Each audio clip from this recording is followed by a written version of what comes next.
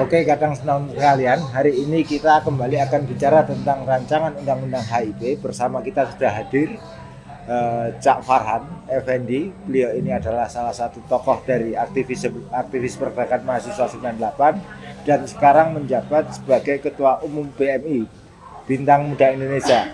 Kita sama tahu dua partai yang menolak rancangan undang-undang HIP, salah satunya PKS dan kemudian yang keduanya adalah Demokrat. Hari ini kita akan dengarkan penjelasan beliau tentang mengapa dan bagaimana RUU HIP itu dan kemudian sikap Partai Demokrat menolak rancangan undang-undang tersebut. Monggo Cak Farhan, kami persilakan. Ini mau dimulai dari mana ya? Dari aspek sejarahnya atau dari isinya rancangan undang-undang itu? Masalahnya cukup panjang ini nanti kalau diceritakan. Secara mendasar sih sikap BMI sama ya dengan Partai Demokrat, bahkan BMI ini mendahului memberikan reasoning tentang pentingnya kita menolak rancangan undang-undang itu. Kenapa BMI melakukan penolakan? Karena dengan adanya rancangan undang-undang tersebut justru membuat Pancasila ini semakin kecil. Sesuatu yang sudah menjadi payung bersama-sama tiba-tiba hanya disederhanakan menjadi sebuah haluan. Nah, haluan tentang hidup berpancasila di Indonesia ini sama dengan menyempitkan ruang, bahkan membuat orang menjadi dalam tanda kutip situasinya mungkin terbayang pada masa Orde Baru. Bagaimana Pancasila akhirnya ditafsiri secara tunggal oleh pemerintahan masa itu. Pokok daripada kami menolak haluan ideologi Pancasila adalah pertama, di samping karena mengecilkan nilai Pancasila itu. Yang kedua, dengan adanya haluan itu sudah pasti nanti syarat dengan kepentingan. Yang ketiga, efek daripada beberapa pasal yang diusung di situ, dari Panca menjadi 3, Trisila menjadi Ekasila, itu sesuatu yang betul-betul mengingkari sejarah. Justru memicu perang bersaudara. Kenapa? Utuhnya Pancasila ini sudah menjalani proses dan dialektika yang cukup panjang. Teman-teman yang ada di sebelah kanan dan kiri dan semua spektrum ini mengikhlaskan, menerima secara bersama-sama Pancasila yang sudah diamanatkan di UUD 45. Jadi dulu ada sejarah mulai dari Sutomo, lalu dari Muhammad Yamin, lalu dengan Pak Karno. Itu proses dialektika dan terakhir mungkin penjelasan dan penebalan dari pihak teman-teman NU bahwa kebesaran hati umat Islamlah yang menghilangkan kewajiban menjalankan syariat Islam bagi pemeluknya, itu kebesaran jiwa. Nah, kalau ini tiba-tiba diperas seolah-olah menjadi paling murni, paling subtil dari nilai Pancasila, dari 5 menjadi 3, dari 3 menjadi Ekasila, ini tersesat. Nalarnya nggak benar. Ini jelas pikirannya sedang keruh, sedang tidak memahami bagaimana realitas masyarakat, bagaimana bangsa Indonesia dikembangkan, dipayungi, dan diayomi. Nah, ini ada yang menarik, Cak, terkait dengan kemudian tadi Cak Farhan mengatakan bahwa di Orde Baru ada upaya pembungkaman gerakan-gerakan kritis dengan mengatakan mereka tidak Pancasilais gitu ya. Bahkan dikatakan New Left, dikatakan gerakan kiri. Ini terkait dengan background Cak Farhan sebagai mantan aktivis pergerakan mahasiswa 98.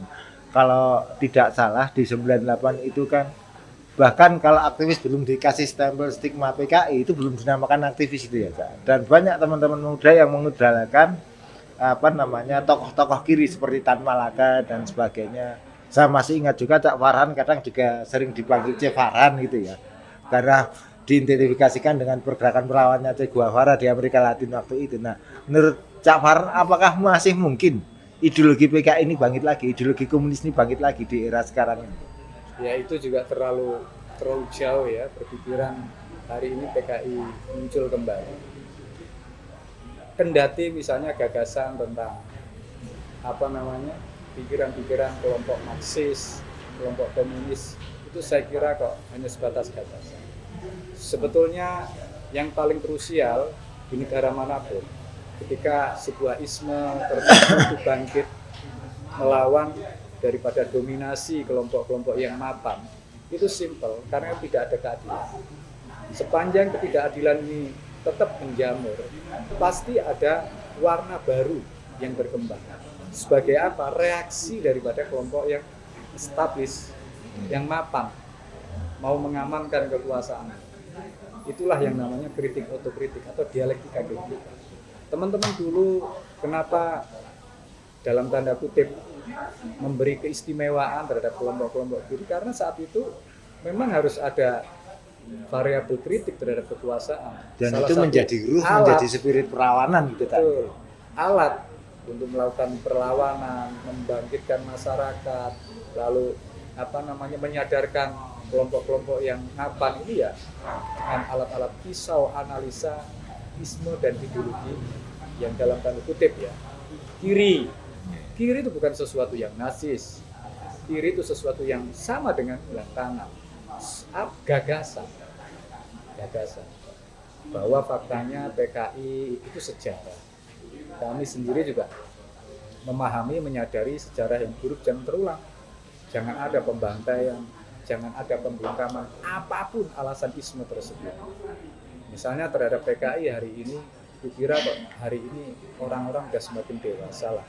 Anak-anak milenial apalagi mungkin nggak ngereken itu apa itu PKI, apa itu isme-isme kiri, Marxis, Leninis, itu nggak ngereken.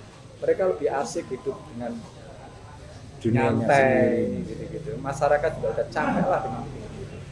Nah, saya tidak tahu apakah ini situasi politik, apa ini ada pesan dan skenario dari kelompok tertentu bagaimana untuk membungkam kelompok tertentu yang sedang, atau mungkin dalam tanda kutip ada wacana gelombang besar, proses benturan gagasan-gagasan yang semuanya muaranya di Indonesia. Ya apapun akan terjadi di Indonesia, tetapi yang tidak boleh dilupakan dan harus disadari bersama-sama. Di Indonesia ini masyarakat kita jelas majemuk, kita berpayung Pancasila, Pancasila itu rumah kita sudah sepakat Bhinneka Tunggal Ika itu adalah sesanti kita. Mari kita jaga spektrum apapun di sana. Silakan. Yang sosialis silakan. Sepanjang satu jangan ada melukai dan istilahnya melarang masyarakat Indonesia untuk membangun masyarakatnya sesuai dengan mereka yang miliki. Mereka punya hak. Yang pikirannya sosialis punya hak. Yang pikirannya agamis punya hak. Tetapi semua ini adalah untuk Indonesia. Jadi sangat keliru yang lain memojokkan bahwa ini adalah dalam rangka untuk membangkitkan atau memberi mandat atau memberi ruang kebangkitan PKI. Saya kira terlalu jauh. Begitu pula yang hari ini sedang berkuasa, terlalu naif, sembrono, bahkan sesat pikir. Kenapa? Enggak begitu caranya membangun bangsa ini secara bersama-sama. Jadi jangan paksakan ideologi yang sudah diterima secara bersama-sama Pancasila ini, lalu atas dasar tujuan dan cita-cita yang belum tercapai Pancasila dikristalisasi atau dimampatkan atau dipadatkan menjadi Ekasila sampai seperti itu. Itu ceroboh. Kenapa? Sebagai bahasa yang termuat dalam pasal itu saja sudah nggak benar. Berketuhanan yang berkebudayaan. Ini logikanya saja sudah sulit dipahami oleh masyarakat. Bahwa berketuhanan tentu juga berdimensi kebudayaan sudah pasti. Tapi ketuhanan dan budaya itu dimensi yang berbeda. Saya NU, Islam, ya cara saya bertuhan di sini. Saya harus menghargai kelompok Katolik yang begitu. Itulah yang disebut tradisi kita berbeda bertuhan. Keyakinan kita terhadap Tuhan. Itulah yang kita rangkum. Sama-sama menghormati, sama-sama menjaga, sama-sama beri hak dan kesempatan untuk sama-sama mengembangkan keyakinan kita masing-masing. Oke, kadang-kadang sekalian, artinya sudah tegas Cak Farhan tadi Ndiko bahwa untuk konteks RUU HIP hanya satu kata, tolak gitu tak ya? Ya, kalau BMI tegas bahwa RUU HIP itu harus disudahi, harus ditolak. Kenapa? Karena bikin keruh bangsa Indonesia. Pertama, situasinya tidak memungkinkan kita diskusi hal yang terlalu berat. Hari ini bangsa kita sedang menghadapi pandemi COVID. Negara dituntut kehadirannya, keterlibatannya untuk ngurus masyarakat. Masyarakat belum diurus, tiba-tiba hari ini mereka bikin gelanggang baru, bikin acara baru, bikin perbincangan baru, namanya RUU HIP. Ini buyarkan persatuan bangsa Indonesia. Oke, terima kasih kadang-kadang sekalian, berjumpa lagi di Naik Hasbut. Jangan lupa subscribe, like, dan komennya. Terima kasih Cak Farhan atas waktunya. Sampai ketemu lagi, salam Shalom.